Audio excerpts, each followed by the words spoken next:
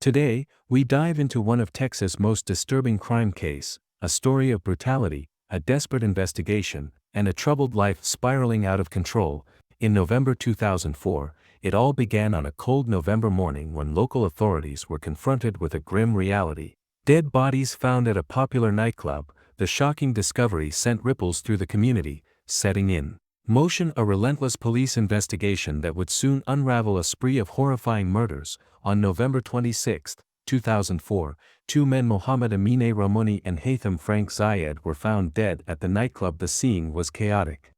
The vibrant pulse of nightlife had been abruptly silenced by the echo of gunshots. Initial evidence pointed to a violent confrontation. However, as detectives delved deeper, it became clear that this was no random act of violence. The killings were premeditated. But the terror was only beginning. Just 2 days later, on November 28, the community was shaken further when the bodies of two teenage girls, Amanda Benefield and Tiffany Loraine Dotson, were discovered near a serene lake.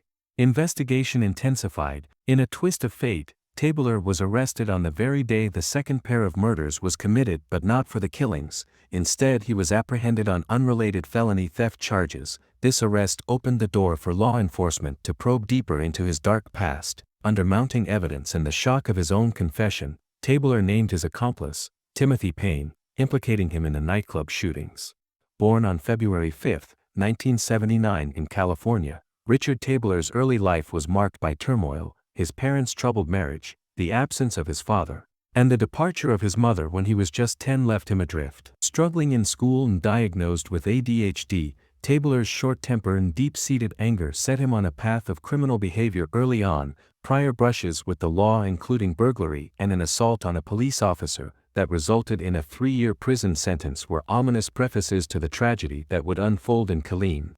Tabler was previously employed at a nightclub that was managed by 25-year-old Mohamed-Amine Rahmouni. Following a conflict between them, Tabler lost his job, and it was alleged that Rahmouni issued a threat to harm Tabler's family for a sum of $10. Consequently, on November 18, 2004, Tabler resolved to take action against Rahmouni and devised a plan. To prepare for this act, Tabler purchased a camcorder, a pickup truck, and a 9mm handgun. On November 26, 2004, coinciding with Thanksgiving Day, Tabler contacted Rahmouni with an offer to sell him stereo equipment valued at $1,500 and arranged to meet at the parking lot of a local business. Following this arrangement, 28-year-old Haitham Frank Zayed, a friend of Rahmouni, transported Rahmouni to the designated meeting point.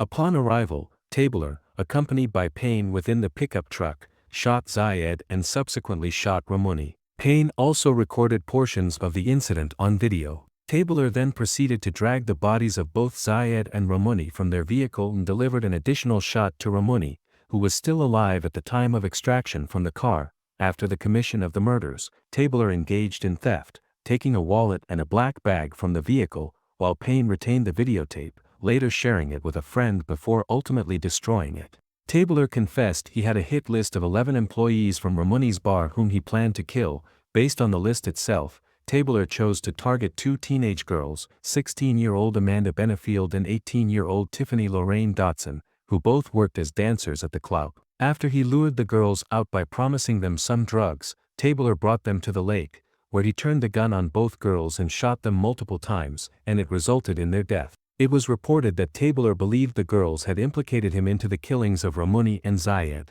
The court found him guilty, and he was handed not one but 2 death sentences, a verdict that sealed his fate on death row. Accomplice Timothy Payne received a life sentence, ensuring that both men would pay for their roles in this sequence of violent acts. Even behind bars, the story of Richard Tabler did not end. While incarcerated, he continued to make headlines not just for his violent past, but for his ongoing legal battles and troubling behavior. Tabler has been involved in incidents ranging from smuggling contraband phones to making death threats against a state senator.